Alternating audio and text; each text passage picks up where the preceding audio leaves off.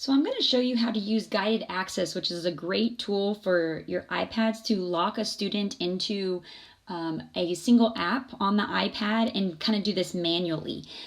If you're interested in doing it kind of more on a classroom level, you can look into Apple Classroom, but this guided access is a really great way and easy way to restrict a lot of things on the iPad for a particular app that a student's using. So the first thing you want to go to is your settings.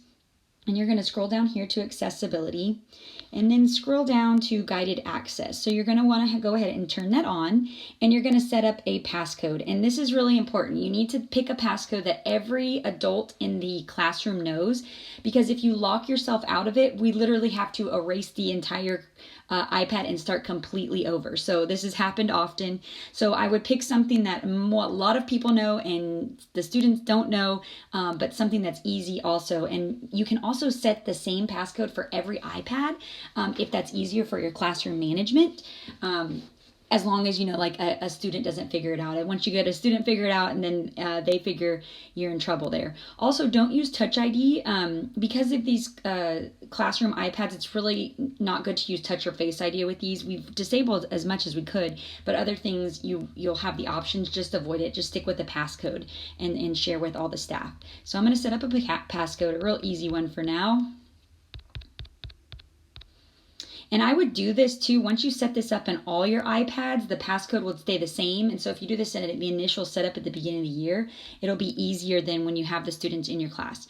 So I'm going to also turn on this accessibility shortcut, which allows me to triple click the home button to get into this. And there's also another way you can do this. You can go to Control Center. And you can come over here to guided access and add that to your control center. Those of you who don't know what control center is, if you swipe the top right corner of your iPad, you'll get the control center and you can add these little apps. And I'm recording right now, that's why the little red one, but next to it is the guided access one, which you could use if you need to. So for today's purposes, I'm just going to show you the triple click home button. So I want a student to be working in Math Clock, and I'm going to set this up so he has everything he needs to work for the day. Okay. Maybe I do want him to still have access to some things. So let's just kind of open this up. So I'm going to triple click 3 times really fast the home button. That's the circle button at the bottom of the iPad on the front. Okay, so here's your guided access. Now, before you press start, which is in the upper right-hand corner, in the bottom left-hand corner, you have options. And this gives you a lot more options that you can actually do to lock down even more things.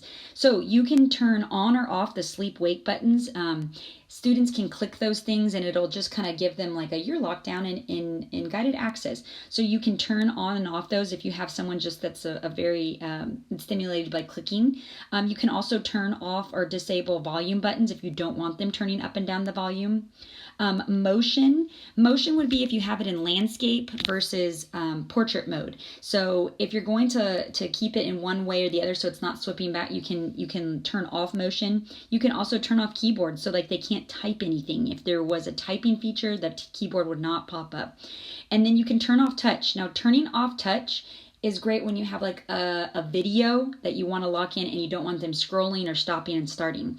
But if you want them interacting, you want to leave that touch on. And then you also have the time limit. And so if you do time limit right here, you can set it to at 5 minutes. It literally locks them out of everything. And it'll say, it has like a little screen that you're completely locked out and they have to hand it to you to put in the passcode to unlock them. So this is also good for time management. You have a student that needs that. So right now, I'm just going to keep the touch on. You'll also notice down here at the bottom it says circle areas on the screen you would like to disable. So say for example you don't want them adding multiple clocks. So I can click over here and I can put a little gray area over that so they can't touch that tool. I can also extend this if I wanted to. Now I want to keep on the like text tool or the typing tool maybe. And actually we disable, if you disable keyboard, you got to make sure that you let the typing tool still available. So I'm going to go to options real quick and I think motion does this. So if it turns to the side, it doesn't mess up the little blurred area. Okay, so I'm going to disable all those things. So I can't do that. So I'm going to press start.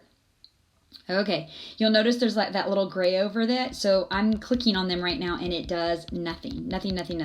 I come over here to the marker tool though, and now I can as a student, if you wanted them interacting or making their own little clocks, they could do that right here.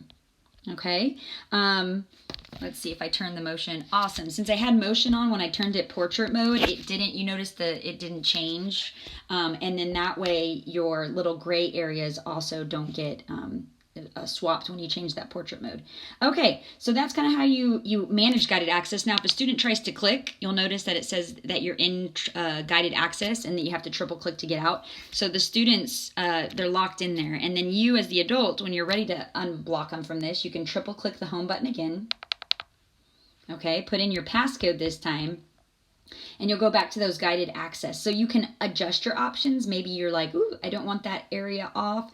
I'm going to, keep touch, but now I want to put a time limit, however it is that you need to. And then you can go to resume, and then you can go back in there, or you can press end. And I ended it right now, so now I'm back to like normal mode where I can like double click, get in and out of anywhere.